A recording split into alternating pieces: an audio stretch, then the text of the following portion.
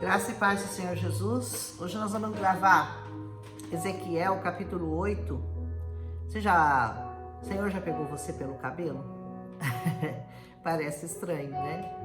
Mas depois dessa, você vai querer que ele te pegue pelo cabelo.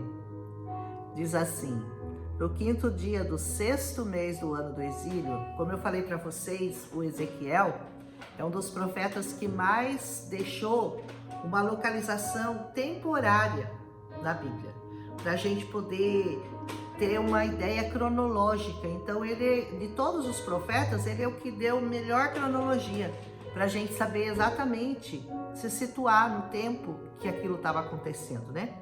No 6º ano do exílio, eu e as autoridades de Judá estávamos sentados lá na minha casa, quando a mão do soberano veio sobre mim.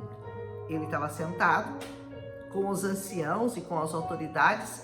Esse capítulo é um capítulo para aqueles que estão em eminência na casa do Senhor, para as autoridades, pastores, bispos, apóstolos, evangelistas, presbíteros, todos que na casa do Senhor têm algum cargo de eminência.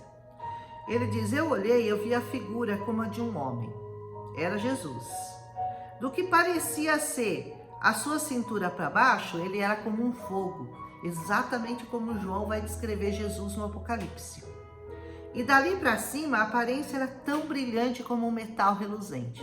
Imagina, da cintura para baixo parecendo fogo, e daqui para cima como se fosse um metal reluzente. Deve ser lindo, né?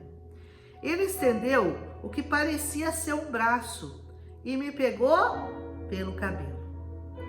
Pegou pelo cabelo, e o Espírito me levantou entre a terra e o céu. Consegue imaginar essa visão? Pegou pelo cabelo, deixou ele suspenso entre a terra e o céu, porque Deus queria mostrar a ele o que estava acontecendo de podre naquele reino, enquanto eles estavam lá. E diz assim: em visões de Deus, ele me levou até Jerusalém, até a entrada da porta norte do pátio interno, onde estava colocado o ídolo que desperta o ciúme de Deus. O ciúme, ou algumas traduções, está escrito que desperta o zelo de Deus, que também é o ciúme, né? E ele diz assim: e ali, diante de mim, estava a glória do Deus de Israel. Olha que maravilhoso, né? Como na visão, a mesma visão que ele tinha tido na planície, lá no 1º capítulo de Ezequiel. E ele me disse: filho do homem, olha para o norte. Eu olhei para o norte e eu vi o ídolo lá, aquele que desperta a ira de Deus.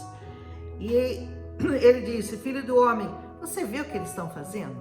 Você consegue ver o que eles estão fazendo? As grandes práticas repugnantes da nação de Israel, coisas que me levarão para longe do meu santuário.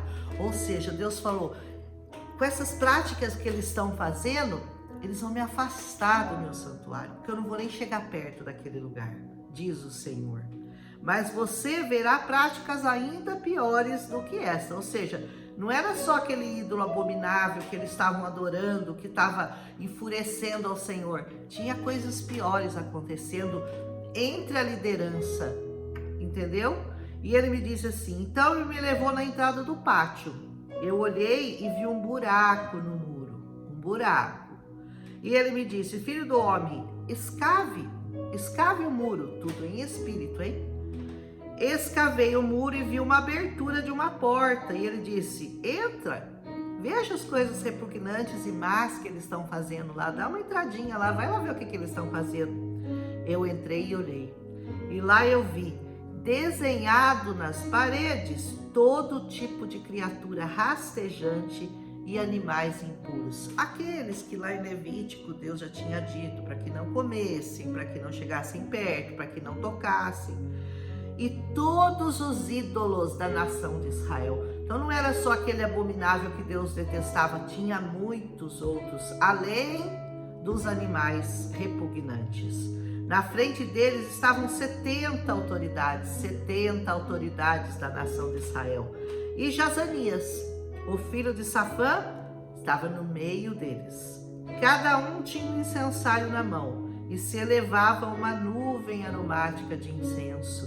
Ou seja, eles estavam oferecendo incenso aromático àqueles deuses, aquelas imagens, aquelas figuras que eles estavam adorando. Ele disse: filho do homem, você viu que as autoridades da nação de Israel estão fazendo nas trevas, cada um no seu santuário da sua própria imagem esculpida? E eles dizem: o Senhor não está vendo, o Senhor abandonou o nosso país. Sabe aquele pecado que as autoridades por trás, hoje talvez não seja isso, idolatria, mas existem tantos outros: cobiça, ganância, sede de poder, sabe? Fome pelo poder, pelo dinheiro, pela ganância desse mundo. Gente que está em eminência, gente que se qualifica como servo do Deus Altíssimo. E tá lá, usando muitas vezes o povo para se enriquecer ilicitamente, para fazer práticas abomináveis, e pensa assim: Deus não está vendo, Ele não vai chegar até aqui, nós vamos fazer bem escondidinho, Deus não vai ver. E de novo ele disse: você os verá cometerem práticas ainda mais repugnantes. Não tinha acabado por aí, né? Então o primeiro era o ídolo, agora esses ídolos que estavam atrás da parede, os 70 anciãos, e agora tinha pior ainda. Ele disse: ele me levou para a entrada da porta norte da casa do Senhor, e lá eu vi mulheres sentadas chorando por Tamuz. Ah, que belezinha! Tamuz era uma deusa lá daquele tempo. As pessoas parece que têm alguma fixação por deusas, né? Por rainhas do céu. É impressionante, né? E essas mulheres estavam fazendo isso, né? Estavam chorando pela Tamuz, pela deusa Tamuz. E ele me levou para dentro do pátio da casa do Senhor. E ali na entrada do templo, entre o pórtico e o altar, havia mais 25 homens. Ele já tinha visto 70, agora 25, com as costas para o templo. Você sabe que os judeus não dão as costas para o templo do Senhor, né? Mesmo no Muro das Lamentações, quando nós estivermos lá para visitar, eles saem da frente do muro de frente. Porque eu perguntei, né? E eles falaram: você não dá as costas para um rei. Quando você sai da presença de um rei, você sai de costas, olhando para ele. Então, por isso eles não dão as costas quando eles saem da frente do Muro das Lamentações, porque eles entendem que a presença do Senhor está naquele lugar. Com as costas para o templo do Senhor e os rostos voltados para o oriente, estavam se prostrando na direção do sol. Imagina, eles estavam adorando a quem? Ao Deus Sol. Muita gente, né? Até hoje adora astros, estrelas, sol, lua, e Deus abomina essas práticas. Deus tem horror dessas coisas. E ele me disse: você viu isso, filho do homem? Será algo corriqueiro para a nação de Judá essas práticas repugnantes? Quer dizer, isso aí virou corriqueiro para vocês? Seria verdade, depois de tudo que eu ensinei, depois de tudo que eu falei, depois de tudo que eu mostrei, depois de tudo que eu me revelei a vocês como o único Deus poderoso desse mundo, e vocês aí estão se voltando para ídolos, Deus Sol, deusa Tamu, animais repugnantes? Misericórdia. E ele disse: você viu isso, filho do homem? Será algo corriqueiro para a nação de Judá? Deverão também encher a terra de violência e continuamente me provocar ira? Continua. O Senhor falou: vão continuar me provocando? Vão continuar me insultando, provocando a minha ira, como se eu não fosse capaz de destruí-los com um sopro da minha boca? Vão continuar me provocando? Você tem provocado Deus? Você tem? Você tem? Seu pecado tem? Você acha que o seu pecado está escondido? Não, ele está chegando até o Senhor.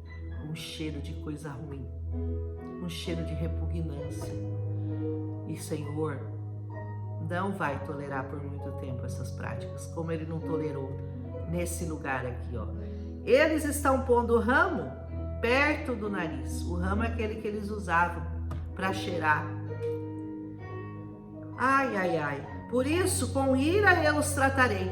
Como que você quer ser tratado pelo Senhor? Com amor, com misericórdia, com graça. Ah, mas a ira do Senhor está colocada em Jesus. Está mesmo. Toda a ira do Senhor está colocada em Jesus. Mas eu pergunto, você está abrigado em Jesus? Você está servindo ao Senhor Jesus? Você está buscando o Espírito Santo? Você tem buscado andar na presença do Senhor? Porque senão você não está livre dessa ira. Você não está abrigado no Senhor, você não está livre dessa ira.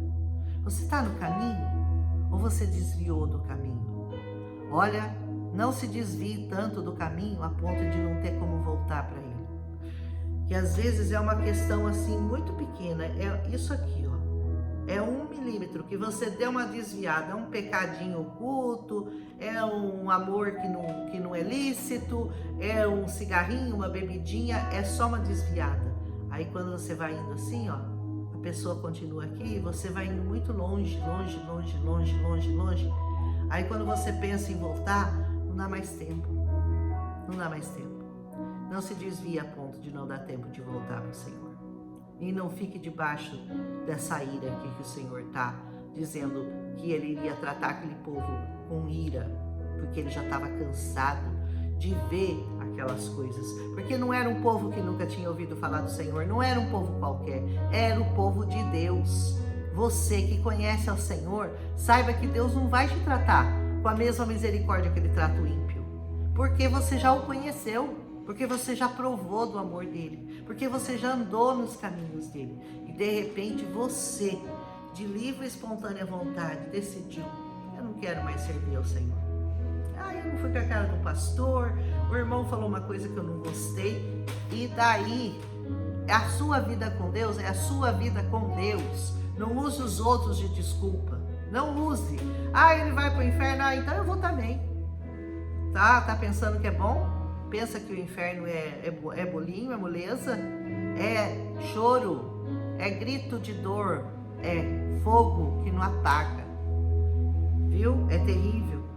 Ele diz assim, por isso com ira eu os tratarei, não olharei com piedade para eles, nem os pouparei. Que o Senhor nunca diga isso para você. Não olharei para você mais com piedade, nem te pouparei. Mesmo que gritem aos meus ouvidos, não os ouvirei. Como eu falei para você, não se afaste demais do caminho. Não se afaste demais, a ponto que não dê tempo de você retornar da onde você caiu. Que Deus te abençoe nesta manhã e que você seja pego pelos cabelos por Deus e que toda a liderança aonde você está frequentando seja abençoada, seja iluminada. Olhe bem para as pessoas que você aceita como seus líderes. Observe a vida deles, se é uma vida de santidade, se é uma vida dedicada realmente ao Senhor, porque você pode cair junto com eles. Se você sabe que há pecado no meio da sua liderança, eu suponho, eu creio, eu diria para você, busque outro lugar, porque você não pode estar comungando com o pecado deles, mas primeiro faça-os saber que você sabe, que você tem certeza, e também não vai conversa mole, porque falar até papagaio fala. Eu digo assim, pecado comprovado, pecado que você tem certeza. Se você sabe disso e continua congregando no mesmo lugar, você é cúmplice desse pecado. Procure uma igreja onde você tem certeza da santidade e da lisura e da honestidade dos seus pastores. Amém? Esse é um conselho de Deus para você hoje. E esse capítulo é dedicado a essas autoridades. Que Deus te pegue pelo cabelo hoje. Em nome de Jesus. Um abraço.